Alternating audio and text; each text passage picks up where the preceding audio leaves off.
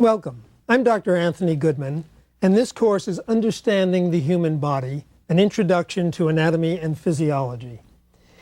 This is the first of 32 lectures in which we're going to study the anatomy and then the physiology of all the organ systems in the human body. We're also going to make correlations in the pathophysiology and the pathology, the abnormal structure and the abnormal function of systems of the human body. We're actually going to study this slightly differently from the way it's studied in medical school. Medical students dissect cadavers and they study regional anatomy.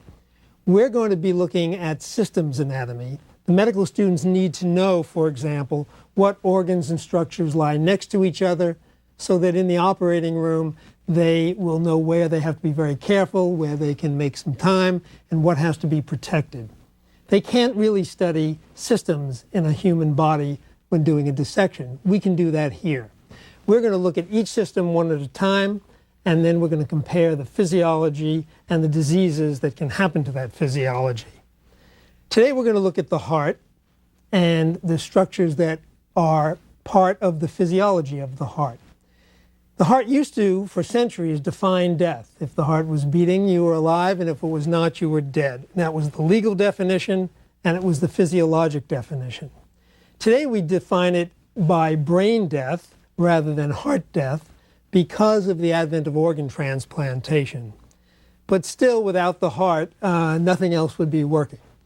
So we're going to begin here with the heart of the matter and talk about this wonderful pump that can pump 20 gallons a minute, an enormous volume, which weighs less than a pound, which can go on for 100 or more years and rests a fraction of a second on every beat. It's a tireless, energetic organ that can pump approximately 1.5 million gallons per year, year after year, and rarely has any malfunction until the time it's ready to give out and the patient dies. We need to study in the beginning the types of circulation in the body, and there are generally two types of circulation. If we look at the first slide, you'll see the heart in the center. And this is highly schematic. This does not reflect the way it is anatomically, but basically we have two systems going on. We have what's called the systemic circulation, meaning the blood that is going out of the heart and feeding all the organs of the body. This shows schematically the brain, and down in the rest of the body, which would include the organs of the chest, the abdomen, the extremities, the muscles. That's the systemic circulation. Blood returns to the heart through veins to be pumped out again. There's a secondary circulation. After the blood returns to the heart, it needs regenerating. It needs to get air from the lungs, oxygen, needs to get rid of waste gases. So it's pumped out to the lungs, where it is oxygenated, and then returned to the heart, and that's called the pulmonary circulation. And these are two parallel and separate circulations that have a different function and a very, very different anatomy. In general, when people think about the heart and the lungs and the circulation, they think about arteries carrying oxygenated blood, and they think about veins carrying blood without oxygen. And that's not really a good definition. We come back to the slide. In general, the systemic circulation, that holds true. Blood leaving the heart, going to the body, or going up to the brain and the upper extremities, does carry oxygen. So those vessels in the arteries are carrying oxygenated blood. But if you look at the pulmonary circulation, the vessels going out to the lungs, the pulmonary arteries, are carrying deoxygenated blood. And the oxygenated blood is coming back toward the heart. So that definition doesn't hold very well. We really have to define arteries and veins by the direction of blood flow. Arteries pump blood away from the heart, including the pulmonary circulation, which is going away from the heart, and the veins bring the blood back to the heart. And here we have oxygenated blood coming back in the pulmonary veins. Now, the location of the heart is another area that is sometimes confused. People think of the heart as being on the left. We pledge allegiance with our hand over the left side. We make little hearts and fencing costumes over the left. The heart is really not on the left. It's in the dead center of the body. And if we look at the next slide, this is a cutaway view of the chest. Now, I want to get into a few definitions of how we look at these pictures. This is a view of different planes of the body that we're going to be using. The plane I just showed you is a frontal plane. It's as if we sliced the patient right up the middle, facing us. And we're looking at the heart through that frontal plane. We're going to also look in this section at a transverse plane, which cuts the body horizontally. And then we're going to look at sagittal planes, which cut the body up and down. Getting back to the position of the heart in the body, you can see that there is an enormous cavity called the thoracic cavity. This is the chest. It's bounded by the ribs. It contains basically three sections. It contains the right and the left lung on both sides. And then down the middle is the heart, occupying almost the entire center of the thoracic cavity. Now, it's absolutely right in the middle. You can see a little bit of the heart sticks over more on the left, but primarily it's a midline structure. And all three cavities are separate. The left lung here is in its own enclosure. It does not communicate with the heart in any major way. The right lung is in its own enclosure, and then the heart and the great vessels are in the middle. This middle area is called the mediastinum. And the only functioning structure in the mediastinum is the heart itself. The vessels leave the heart and go to their various places through the mediastinum, and there are a couple of other organs which traverse it. For example, the esophagus goes from the head down to the abdomen, but doesn't really do any business in the mediastinum. It's just a conduit. It's just a street. So we're really interested only in the heart by itself. Now, if we look at this through a horizontal section, taken right through the chest, we get some interesting anatomy. This is the patient's front. This is the patient's rear. And this is the right, this is the left. If you remember, when we looked at the sections, here's this transverse section again, also called a horizontal section, cutting through the patient. It is our convention to look at this on a slide or an X-ray or an MRI as if we're looking up at the section, so that the patient's right still comes out on the right, the patient's left is on the left. Now in this slide, this is the patient's right, showing the lung. This is the patient's left. And here's the heart sitting pretty much what we call anteriorly, or to the front. The opposite of that is the posterior portion, or the back. Look at the position of the heart relative to hard structures. Here's the sternum, or the breastbone. And here is where the backbone comes into the chest cavity. So you have two very firm, fixed structures on either side of the heart. The sides are pretty soft. That's where the lungs are. And if you think about what's over here, these are the ribs coming around the side. Now, the ribs are very flexible and compressible. And this brings us to our first clinical application, cardiopulmonary resuscitation. The heart is positioned right in the middle of two very hard structures with flexible structures on either side. This allows compression of the chest and the sternum against the backbone with the heart in the middle. In the old days, before we realized you could actually pump this way, we used to open the chest when it stopped. Somebody in a hospital or an emergency room had a cardiac arrest, we would go ahead, we would open the chest with a knife, the surgeon would stick his hand in and squeeze the heart with his hand. It was very efficient. It's actually more efficient than closed massage. But it was also very invasive, very aggressive. And there was a certain mortality, death, and morbidity, meaning bad complications, with that kind of massage. Today, still, in the operating room, we use open massage if the chest is already open and the heart stops. It's also another way to start the heart. But in the absence of an open chest, we still go to cardiopulmonary resuscitation, in which, as you probably know now, we press on the sternum. The sternum has some give in it because of the ribs, and we are pumping the heart against the backbone and the sternum.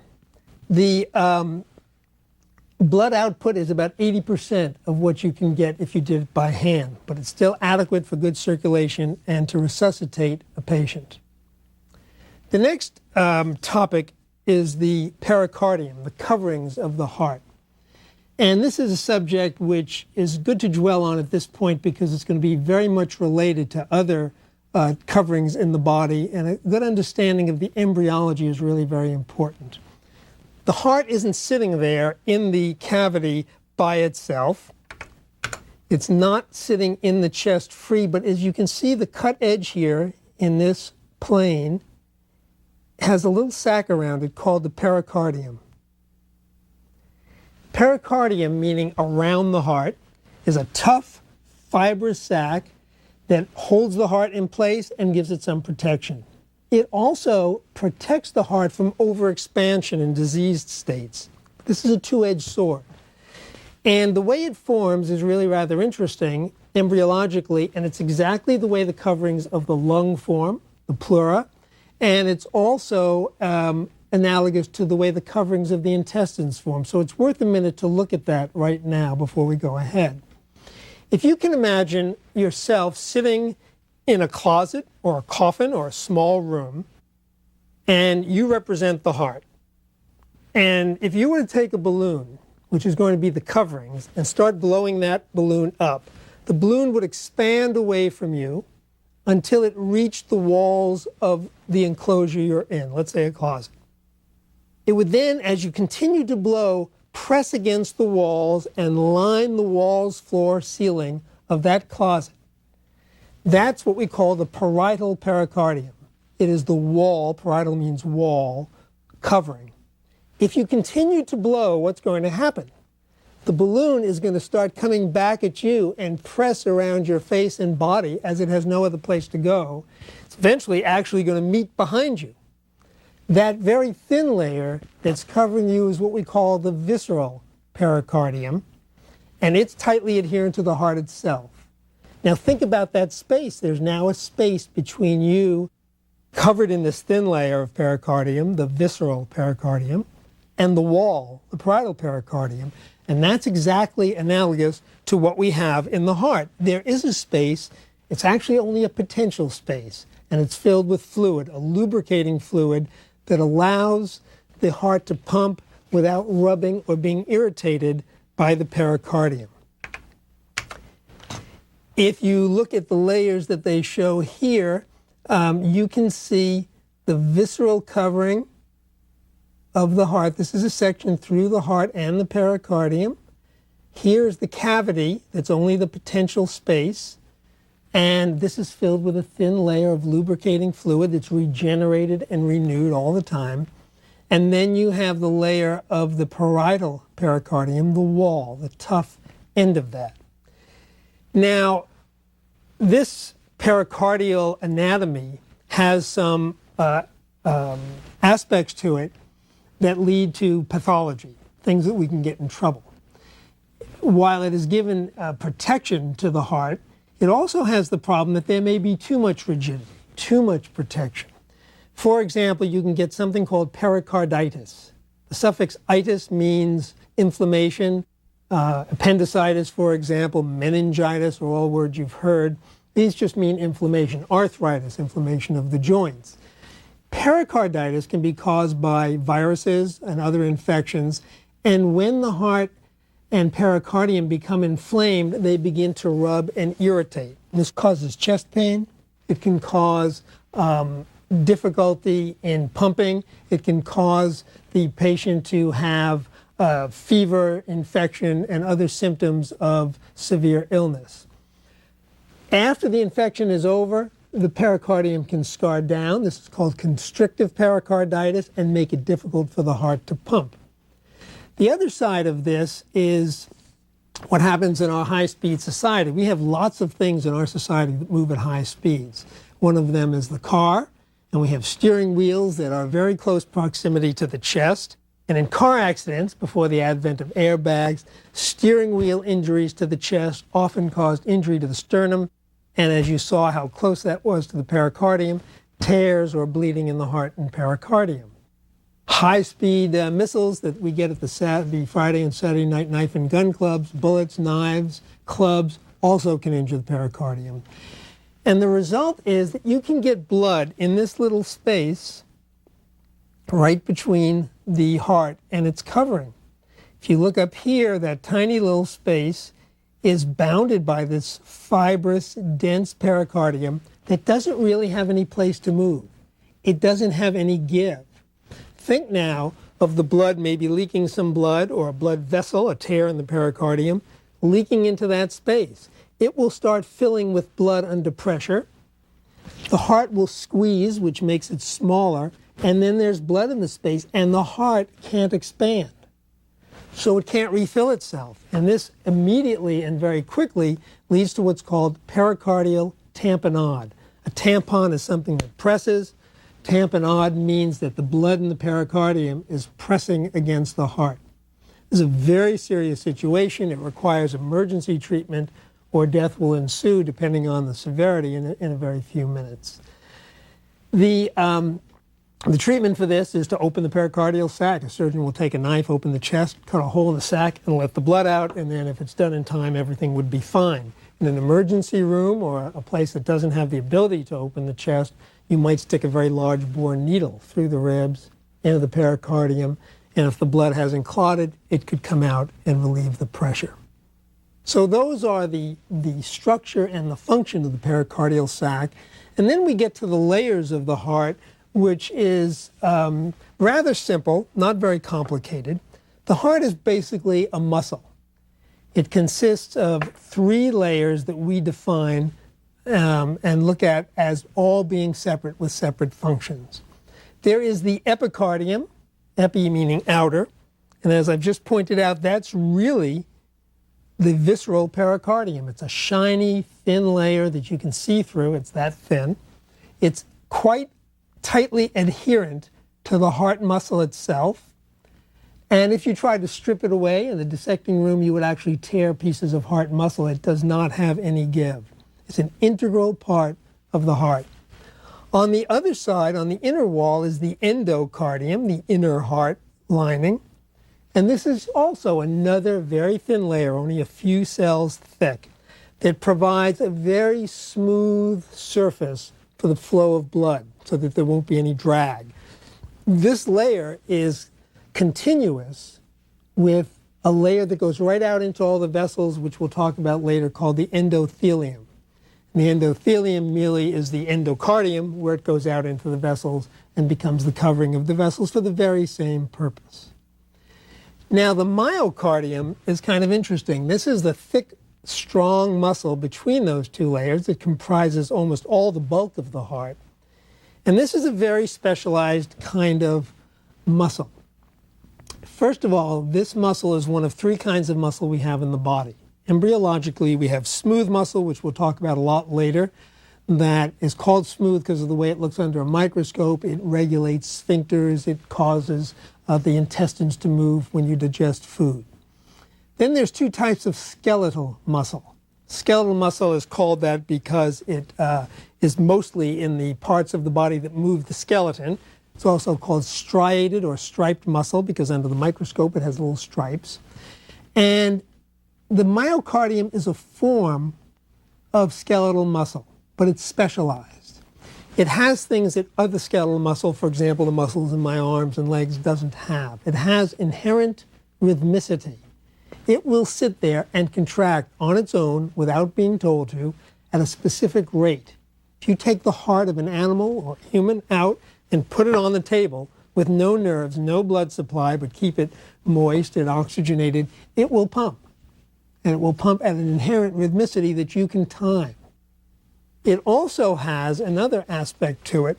It is lined up, instead of being in straight long fibers, the way our muscles of our arm is, for example, when we contract our arm. It's in a spiral swirl and then twisted upon itself, so when the myocardium contracts, it squeezes the chambers to empty and eject blood.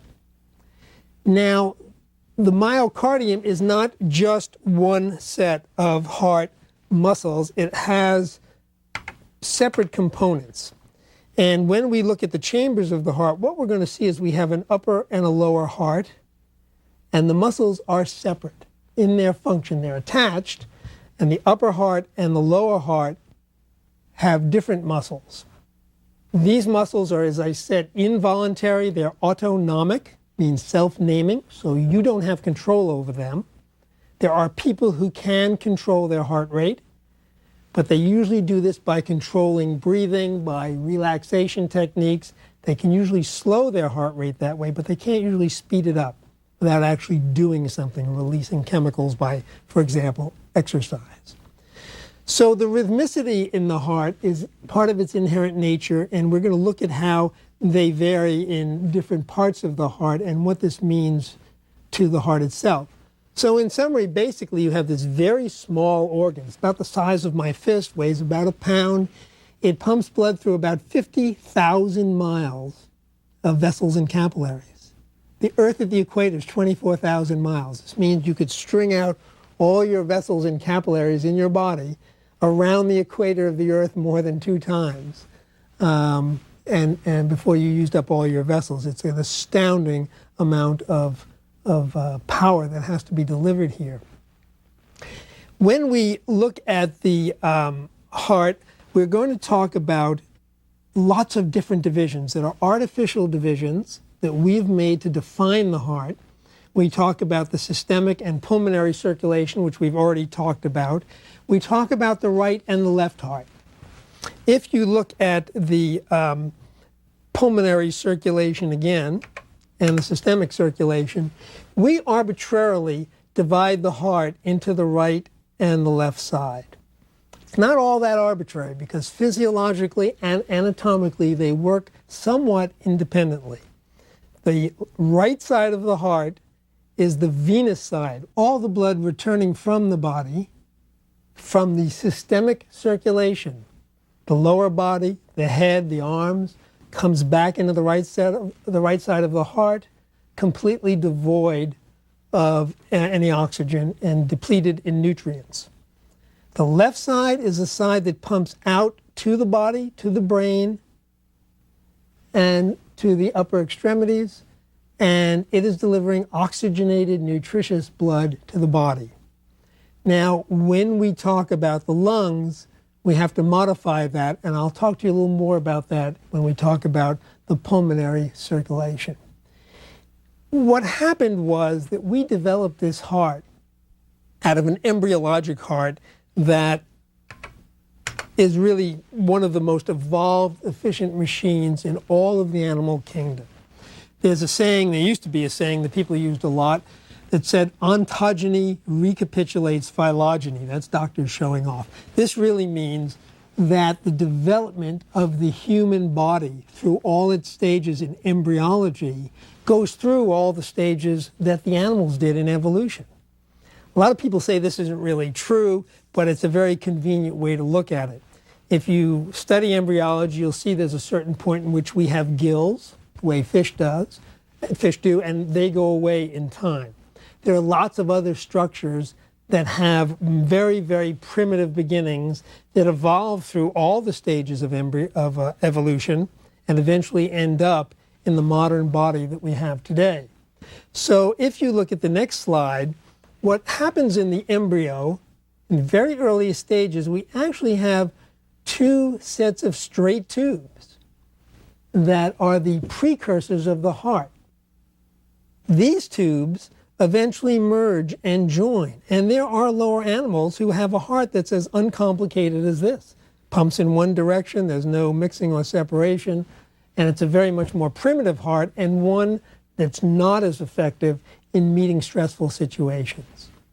As time goes on, the fusion becomes complete, and then the twisting begins. Remember I told you that the heart muscle twists and turns so it has a better circular contraction. And finally, we end up in this primitive version of the four-chambered heart, which is very much twisted and a little hard to recognize as the heart we're talking about. But I'm going to get to that in just a minute. There's also a major difference in the two sides of the heart in that the left side of the heart, which has to pump out to a circulation of all these miles of capillaries, force it through the blood bed and back into the body, the left side's going to be pumping a much higher pressure, probably about 4 times as much pressure as the right side, which is only pumping to the lungs. So the left side of the heart is much, much thicker. Its wall is 4 times as thick as the right side. The right side is only pumping out to the pulmonary circulation, and that side is just going to go through a very fine capillary bed before it returns the blood. And this side of the heart, though it doesn't show it so well here, this thickness of this ventricle is only about 1/4 of what it is on that side. And that's purely of necessity. Evolution only does what it has to do. It gives us just what we need and in the amount we need it. So you have two sides of the heart, the right and the left. They function separately and at different pressures, and they can actually fail separately. I'm going to talk about the pathology in the next lecture, but for the moment, think of them as two sides of the same organ that have very, very different temperaments, very, very different abilities.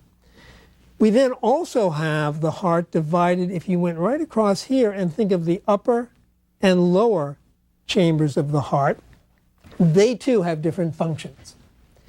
In the normal heart, we have 2 chambers at the top. Again, this is schematic, but I'll show you real drawings in the middle. These are called atria. Each one is an atrium, and you probably know from other uses of that term, it means a waiting room or a little room. This is the upper heart. Blood returning from the lungs goes to the left atrium, where it waits to be pumped out into the ventricle and then the body. Blood returning from the body to the venous or right side of the heart goes into the right atrium, and then it is pumped into the right side where it'll go back out through the pulmonary arteries to the lungs.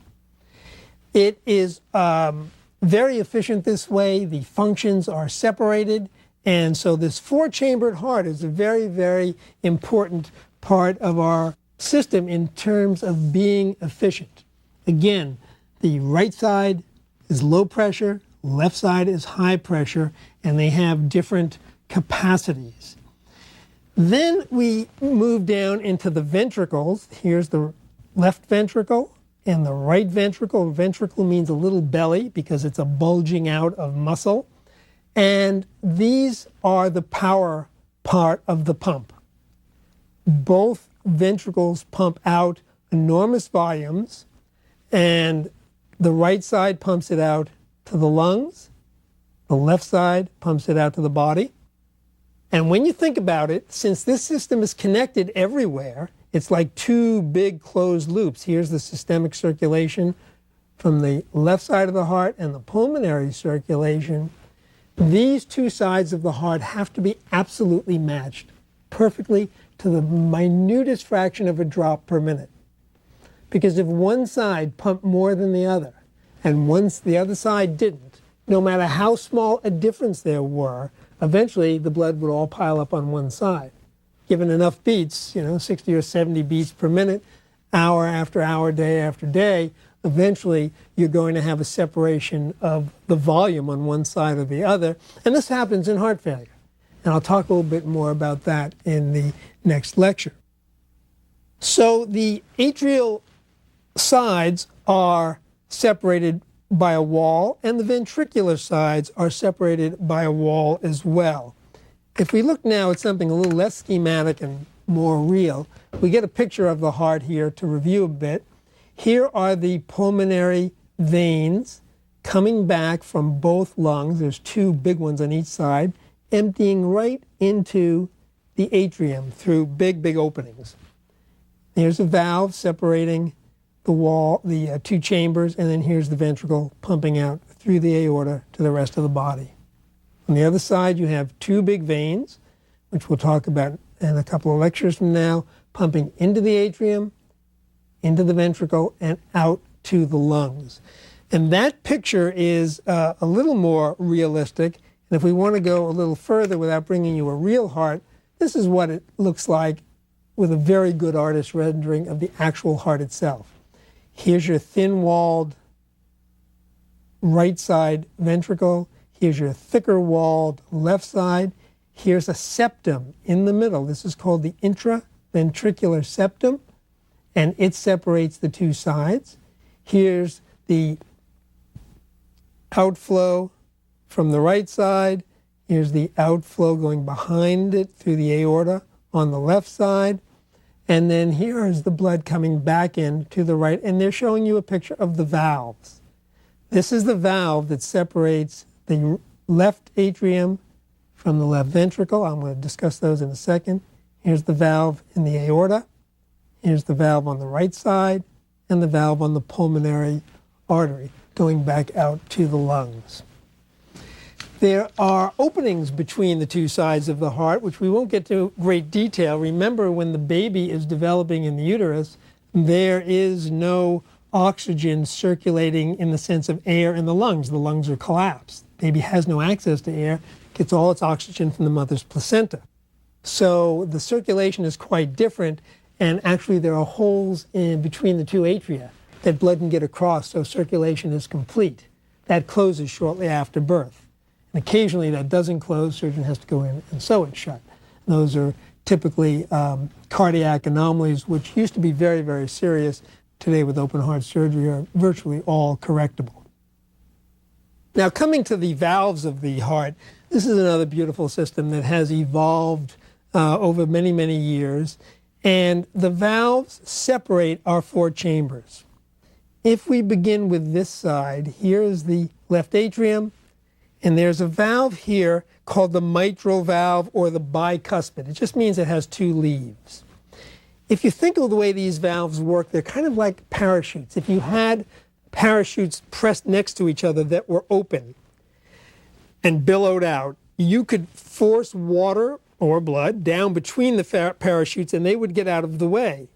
And then as soon as there was back pressure, they would come up if they were close enough and shut off backflow.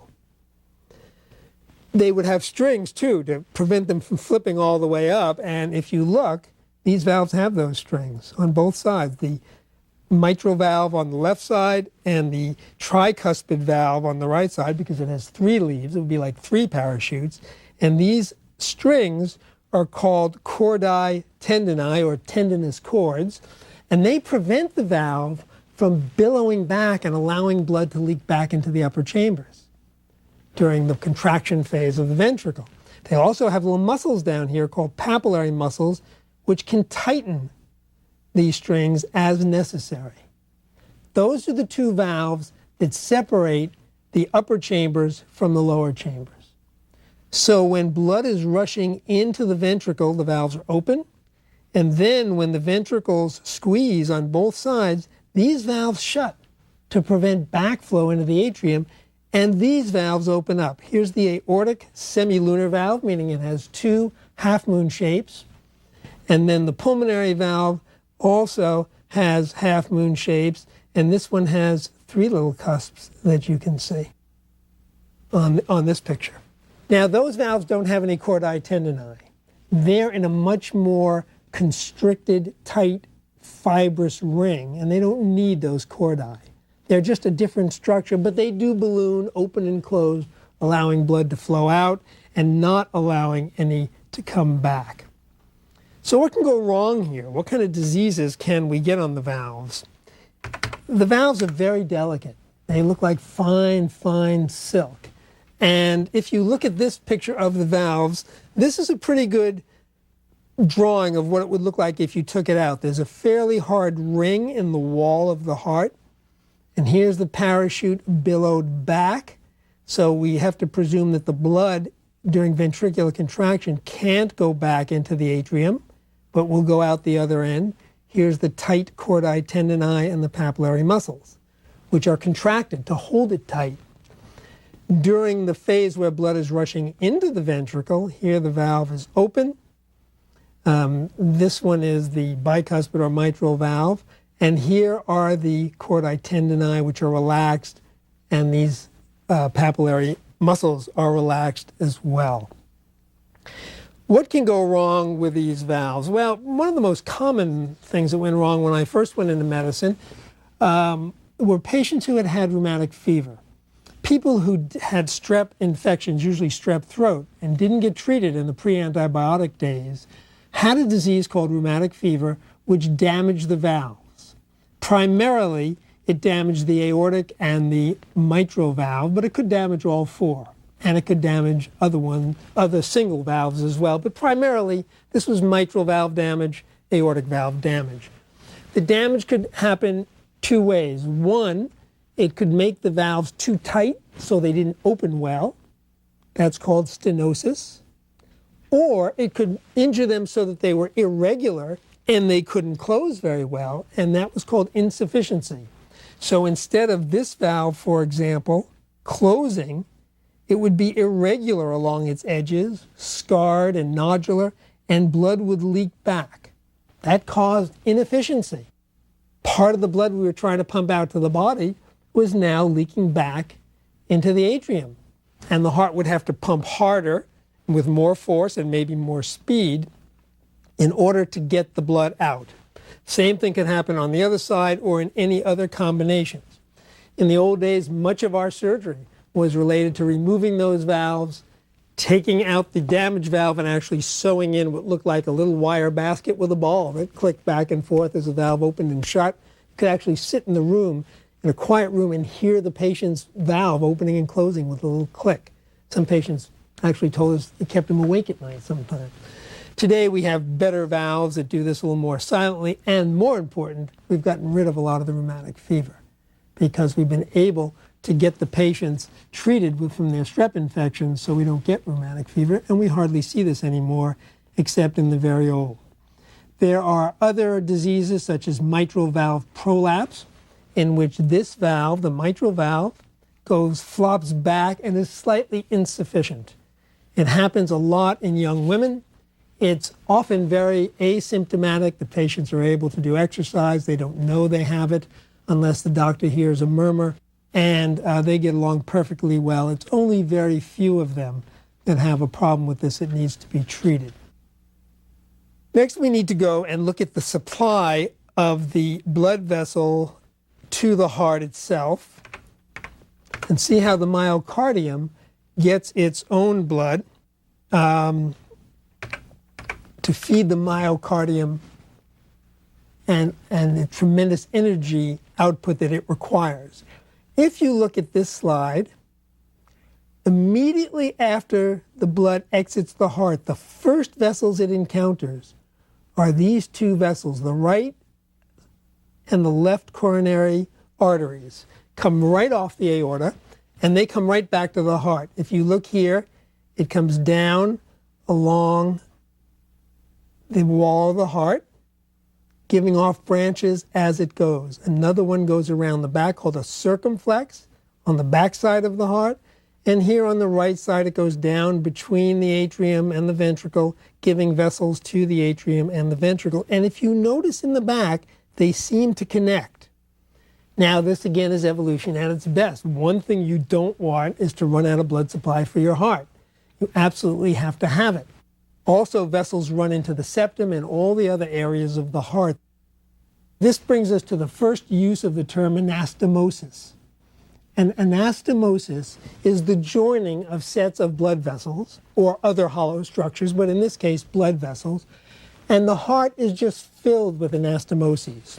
As you can see here, this one, which is a major vessel called the anterior interventricular branch, will join up with a posterior branch. So if this gets blocked here, blood might be able to come across this side and help it out. Blood direction and flow can change as pressures dictate. Now, one of the most common causes of death is obstruction of one of these vessels. And that can be a serious problem. It can cause death instantly, or you may have damage to the heart that can be correctable and survivable.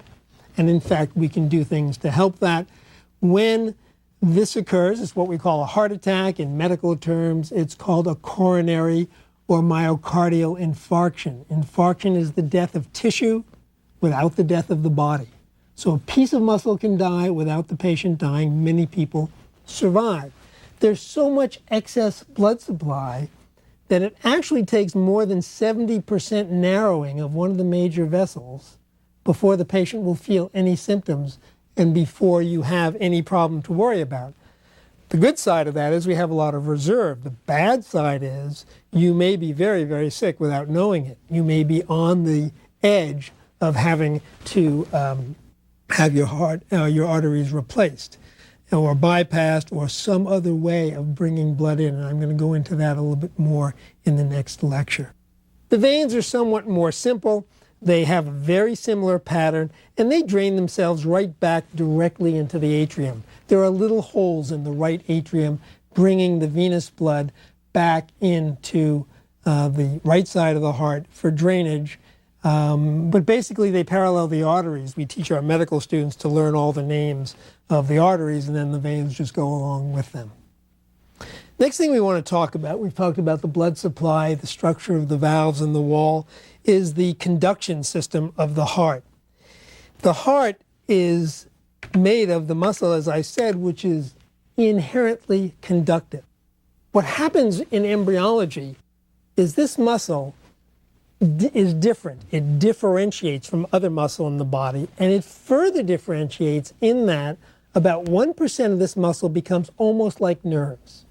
Not really nerves, but they are conductive. They can send electrical impulses the way a nerve can.